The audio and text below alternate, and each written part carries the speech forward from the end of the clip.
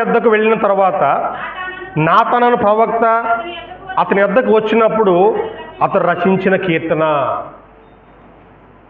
తప్పు చేశాడు, భయంకరంగా తప్పు చేశాడు. నాతాను ప్రవక్త వచ్చి అతన్ని చాలా మాట్లాడాడు, చడాబడా తిట్టాడు.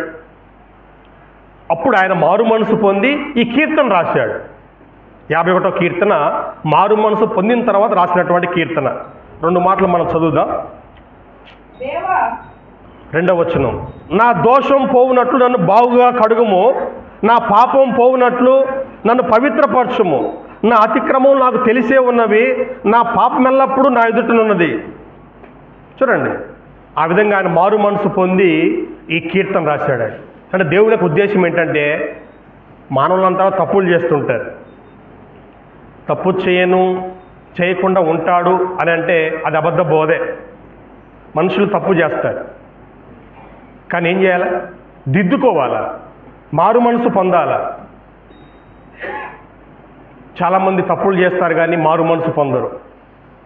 ఇలాగనే ఉంటానులేండి, తప్పో ఒప్పో నా జీవితం ఇలా ముగించాలి అనుకుంటారు. అది పొరపాటండి. తప్పు చేయటం సహజమే, కానీ దాన్ని దిద్దుకొని దేవుని యొక్క మార్గాన్ని సరి చేసుకోవాలి. కాబట్టి దావీదు ఈ విధంగా పూర్తిగా న్యాయం చేశాడు. అబ్రహాం జీవితంలో కూడా అబ్రహాం ఏం చేశాడు అనేటువంటిది మనం గమనిద్దామండి.